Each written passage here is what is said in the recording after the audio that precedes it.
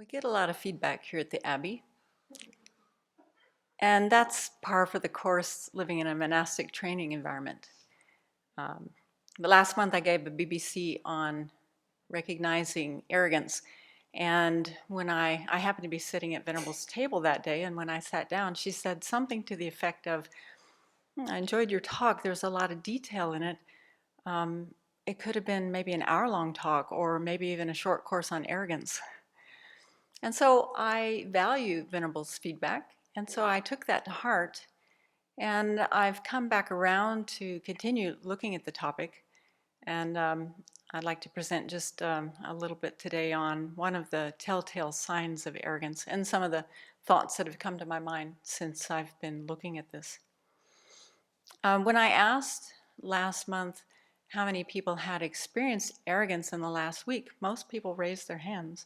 But when I asked how many people felt confident that they could recognize it when it arises in their mind, not as many hands went up. So I think it's been worthwhile for me to continue looking at what are some of the red flags, what are some of the signs, telltale signs that arrogance is active in my mind. And I know the more I look at this, the more I will benefit. So I'm hoping the same is true for you. So being a root affliction, we all have seeds of arrogance, and we have moments of arrogance. We have actions that are motivated by arrogance, and it's a cause of suffering. So the more we can identify when it's active in our mind stream, the better off we are. It's interesting that other than being included in the 6 root afflictions, there's really not much mentioned in the Lamrim literature or other places, maybe a little bit in Shanti Deva's text, but there's not much written on it. And I'd like to, and yet it's singled out as a root affliction, so that's interesting. I'd like to go back to the definition because I had a doubt that came up. There are 2 parts of the definition of arrogance.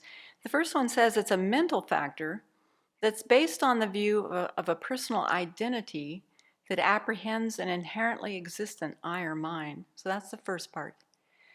And so as I thought about this, I thought, why is this included with this root affliction, but not the other root afflictions? Aren't all root afflictions rooted in self-grasping? And they are. But as I spoke with Geshe Yeshe, he said that with arrogance, the mode of apprehension, the way that mind is apprehending its object, is very similar to the view of the personal I.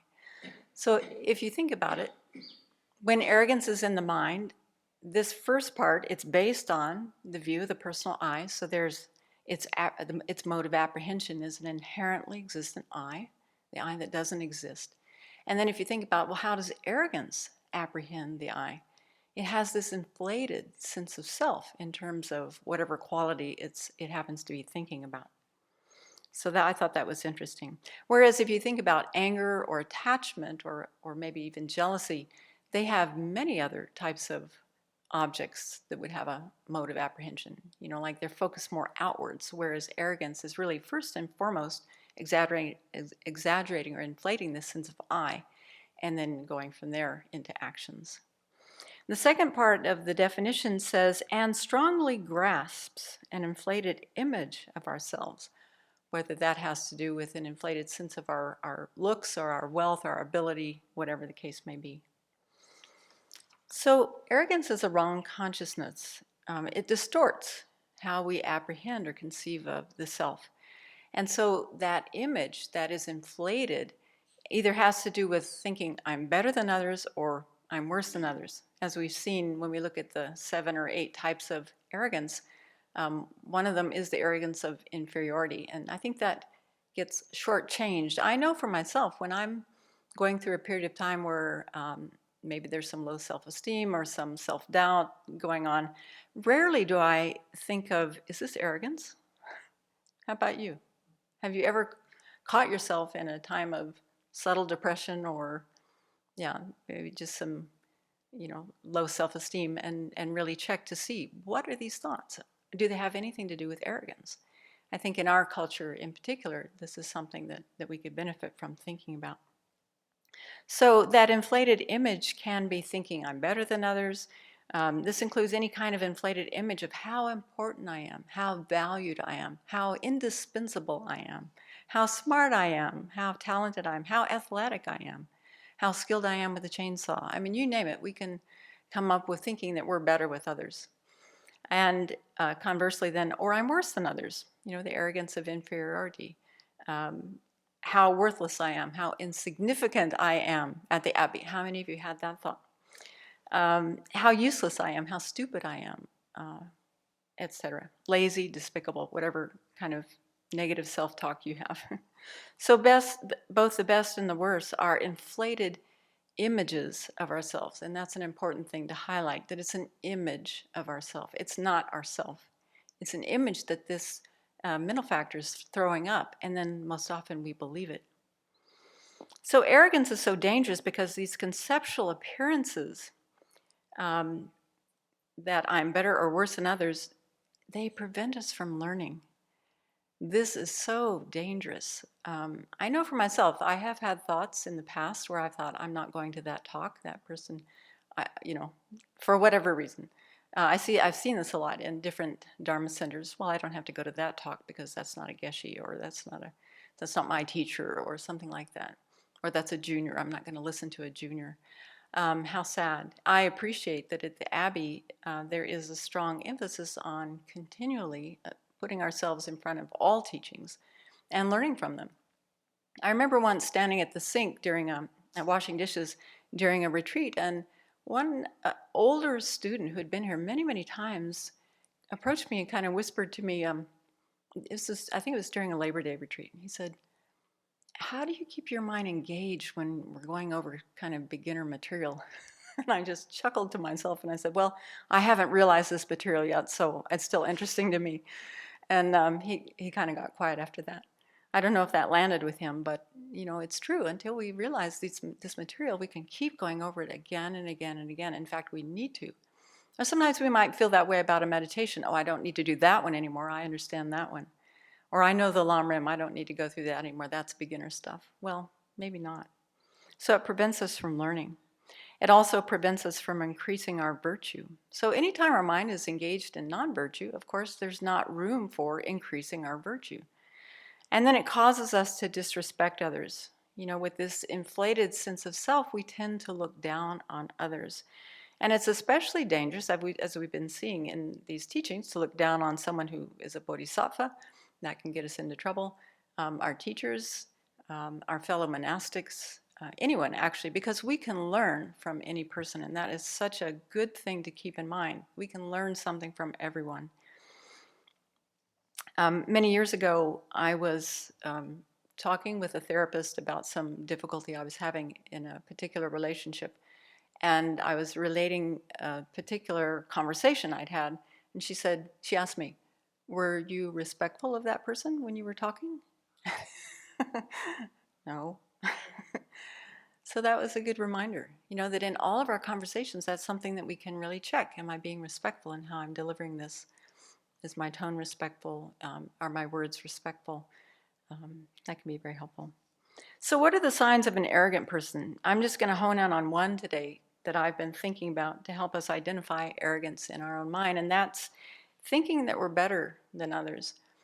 Years ago, I read a book called Self-Compassion by Kristen Neff, and one of the things that I remember from that book is some research that she cited. I'm not sure she was involved with it, but it was research that showed how people tend to self-enhance, she called it.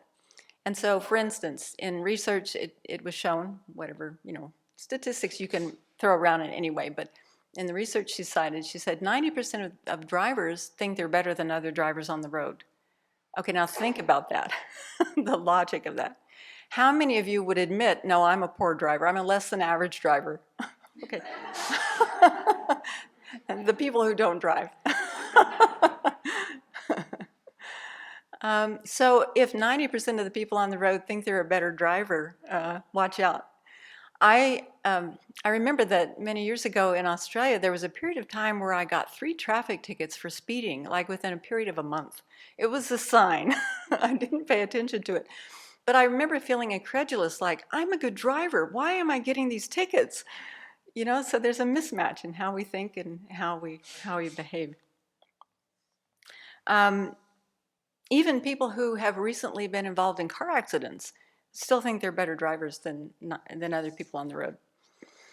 So Dr. Neff's research showed that people tend to think they're nicer, better looking, funnier, more logical, more popular, more trustworthy, wiser, and more intelligent than others, as a rule. This is so interesting when somewhere around 85% of people, at least in developed countries, have low self-esteem. So you can see we're a little schizophrenic. We've got both things going on, superiority and inferiority all at the same time. And so then you can see why arrogance is a protective mechanism to cover up what's the insecurity that we feel about ourselves. And I would venture to say that that's probably because we don't really know how we exist. I think it comes back to that.